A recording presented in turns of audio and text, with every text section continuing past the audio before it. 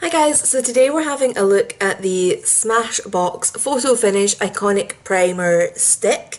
Now, for the purposes of this review, I'm also comparing it to my normal primer, which is the Soap & Glory One Heck of Blot, because these do say that they'll do kind of similar things. So on the box this says, delete your retouching app. We created a primer stick that instantly blurs pores and imperfections while eliminating shine for 12 hours. Lightweight and non-drying, the unique silky texture glides over skin with an easy tug-free application. Makes makeup look and wear better, creates a smooth, even canvas for makeup and keeps you flawless on the go.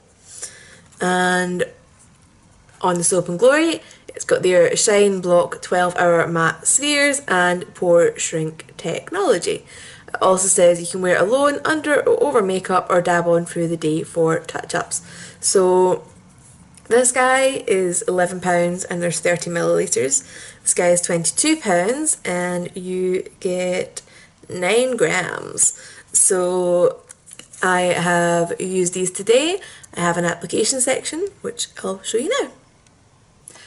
Okay, so I'm going to use my ordinary primer, the One Heck of a Blot, on the right hand side of my face, and I'm just going to apply that with my fingers like I normally do. Delicately split my nose in half.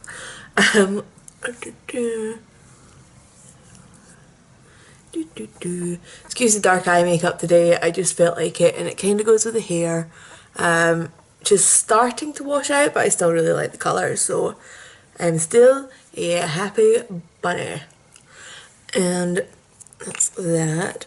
So now we have the Smashbox 12-hour oil control stick. It does say blend with fingertips, so that's what we're going to do. By the way, apologies in advance for this, but my flat is a little bit cold and I have some pets residing down my top, stealing my body heat. So this is just a clear stick. So I'm going to start with a little and then kind of build up, because I don't know how far this is going to go. Okay, more than that. Right. This is a very firm formula. Maybe also because my flat is quite cold. I am working on getting it sorted, by the way, in case anybody's worried. I'm not just leaving my pets to deal with the cold. I'm not that person. So that feels very light. It's got a very... It's going to sound a weird comparison, but if you've ever touched NARS packaging, it's kind of feeling like that. It's sort of powdery, but sort of rubbery. So that's interesting. So what I'm going to do is I'm just going to grab my foundation brush and I'll zoom you guys in and we'll see how the two sides go. I mean, I feel like this is done a nice kind of job evening out my skin already, as if it's got blurring stuff in it. Do you have it? Instantly blurs pores and imperfections. I would say this side looks better. But let's get the foundation on, because I don't really ever see myself putting on just primer if I'm not wearing makeup. So, right. Normal primer, blends absolutely fine.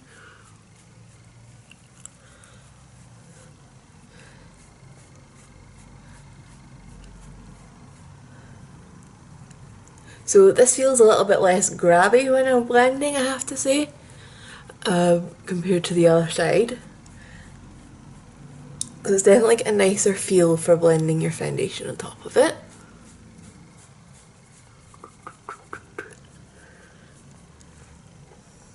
And it's got a nicer finish, actually quicker.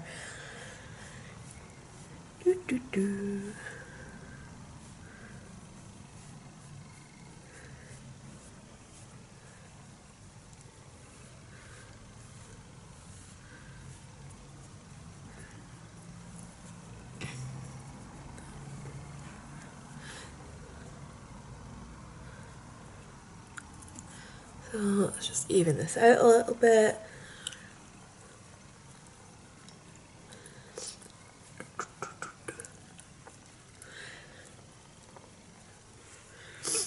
Okay, so far I do think this side looks nicer. I'm going to build this up a little bit just to try and make them even. This did apply better, it blended nicer. So what I'm going to do is I'm just going to finish the rest of my makeup, I'll come back, we'll do a timestamp, and then we'll compare the two sides as the day goes on. Okay, so I have finished my makeup. The time is 5 to 11, so I will come back with check-ins and we'll see how the two sides are comparing. Okay, so back for my first check-in. Totally forgot. It's actually now 7:05, so this has been on for 8 hours.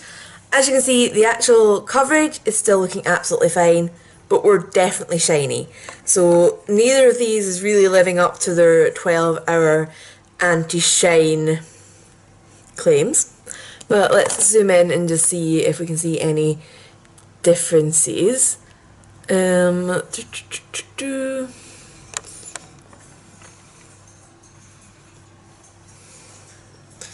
So I would say my pores are still looking smaller on the Smashbox side than on the Soap and Glory side.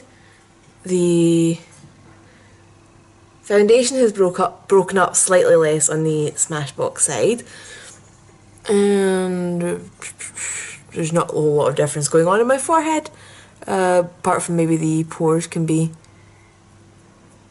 seen as well, that they're slightly less visible on the Smashbox side. So what I am going to do is I'm going to give myself another dusting of powder, just kind of matte this off the way I like my makeup to be, and I will continue wearing it from here just to kind of see what happens with the, you know, just the wear of the coverage as well. So I kind of knew that the 12-hour anti-shine would never work on me. I have never found an anti-shine product that actually copes with my skin. If I ever do, you will see me dancing through the streets wearing nothing but that product. Joking. Do not mean that, just on the off chance that it ever actually happens. So, oops, I've actually been greasy enough that I've stamped dots on my forehead. Right, see this Barry M powder, I'm still using it every so often, and you know, if you go like that with a powder puff, you know, to try and actually get product out, you end up with quite distinct dots on your puff, which I've now transferred to my forehead. So that's amazing fun. How to look really awkward. Oh, that's good. Now I've slightly rubbed off the foundation other than where those dots were. Okay, forehead is now out of this experiment. Because forehead is going to have its foundation redone. Because I just messed it up. So from here down, we are still testing with the original makeup from this morning. I'm a way to fix this part of my face. Okay, so it's now 11:20, so we've had this on for over 12 hours. I've just been to the cinema, so I've got the ever-present glasses mark. If I ever find something that stops that happening, I will be over the moon. But unfortunately, this product has not been it. I would say that the wear and the shine on each side of my face is roughly equal. So the only real difference I'm seeing between these two is that the Smashbox does a slightly better job of reducing the appearance of your pores. So I'm just going to zoom you in so you can see where we are left for the day.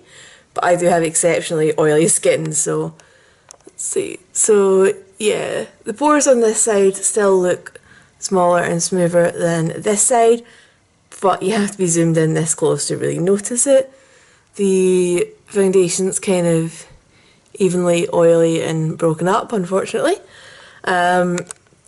So overall for me at the moment, in terms of a primer, I don't have a problem with this, it works absolutely fine, but I'm going to continue buying the one that's half the price.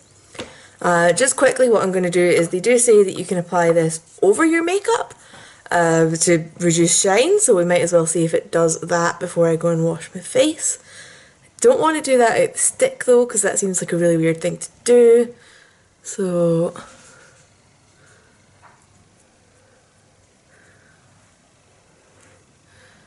okay, that did work. That's so weird.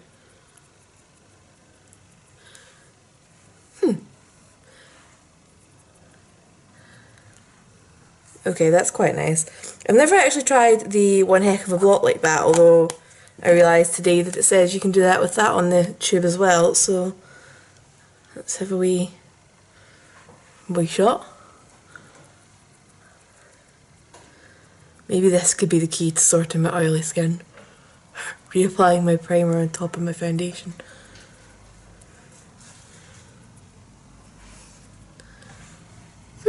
Strange, that does work. Okay. Okay, for me, I would say that these guys are basically neck and neck performance-wise. They do the exact same thing. If you prefer having it in a stick form, go for the Smashbox. If you don't really care about the form, you care about the price, go for the Soap and Glory.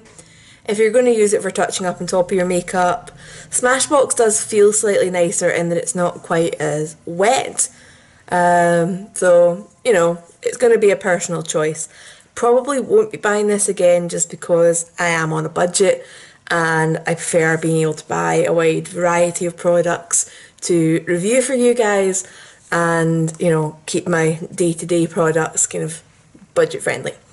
So if you've got any questions about either of these products, leave them down below and I will get back to you. And if you've enjoyed this video, please hit the like button because it really helps me out. And I will see you guys later. Bye!